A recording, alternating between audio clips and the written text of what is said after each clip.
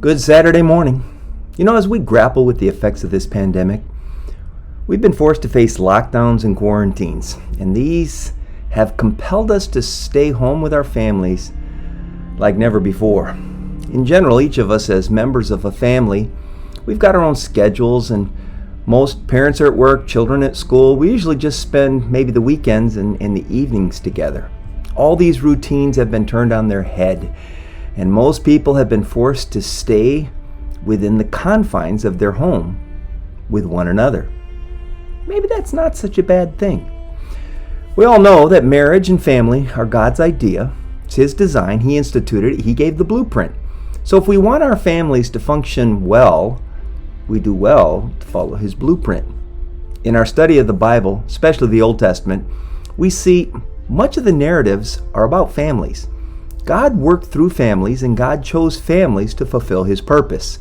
These narratives also portray issues that each family was challenged with. Every family had their own difficulties and struggles, but the beauty of this is that in spite of these many different challenges, if they follow God's blueprint, they stay together and they enjoy one another. There are so many steps in God's plan for families, but today we're just going to look at the one that seemed to be neglected and resulted in the verse we read today, Joshua 2:10. After that generation died, another generation grew up who did not acknowledge the Lord or remember the mighty things He had done for Israel. Why did an entire generation grow up who did not acknowledge the Lord? Because the generation before them failed to pass on their faith. This goes all the way back to the law of Moses in Deuteronomy, where Moses told the people, "Be careful never to forget what you yourselves have seen. Do not let these memories escape from your mind as long as you live, and be sure to pass them on to your children and your grandchildren." Sadly, they didn't. And when the older generation passed away, the younger generation didn't know anything about the Lord. What happened as a result was they were caught in this vicious cycle that we see here in the book of Judges. The people did evil in the eyes of the Lord. They got engrossed in their wealth and their abundance, and they forgot about God. They turned to idolatry, which the Lord said He'd punish.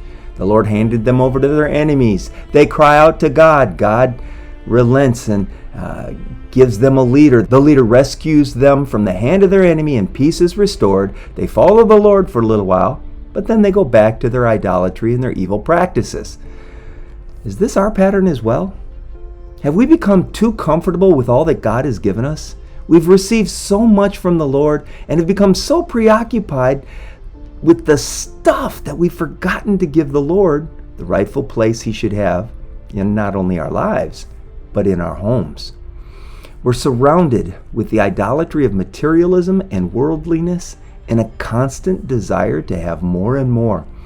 Our relationship with God must be so genuine and so dynamic that our children will actually see that we love God and we're walking in His ways. It's been said, more is caught than taught.